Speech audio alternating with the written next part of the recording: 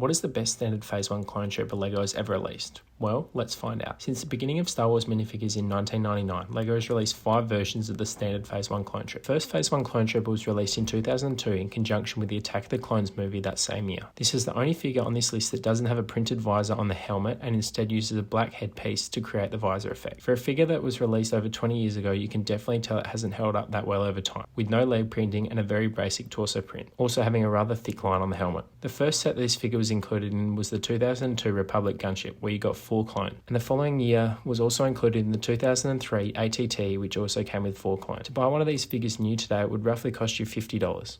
All of these average prices are based off Bricklink's past 6 months of sales.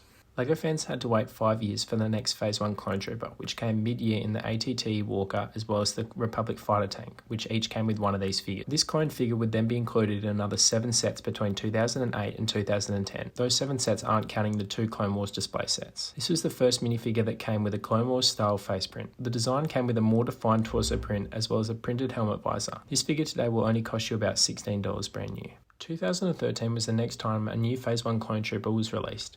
The figure came with a slightly updated torso, but the big change being a far better print on the helmet. LEGO also shied away from the Clone Wars face print to a more normal human face. This particular figure was only on shelves from 2013 to the end of 2014, with it appearing in 5 sets, being the Clone Trooper vs Droideka Battle Pack, the Coruscant Planet set, Corporate Alliance Tank Droid, Homing Spider Droid, and that year's Advent Calendar. This is still a relatively cheap figure to buy, only selling for around $13 brand new.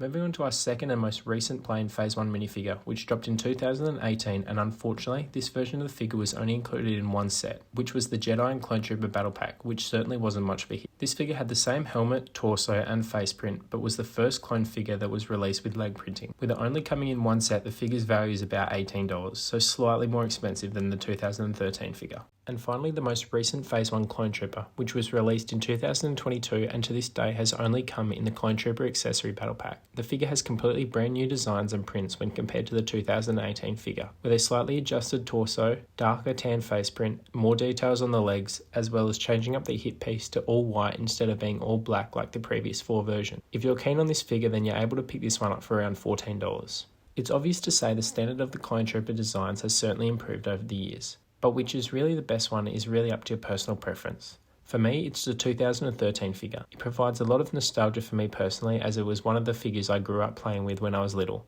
and although it was a bit more of a basic design, I think that's why I'm a fan of it. It's got a good amount of detail but doesn't go over the top. Let me know what your favourite versions of this figure are in the comments, and while you're there, if you enjoyed the video, feel free to leave a like and subscribe to my channel. Thanks for watching and stay tuned for my future videos.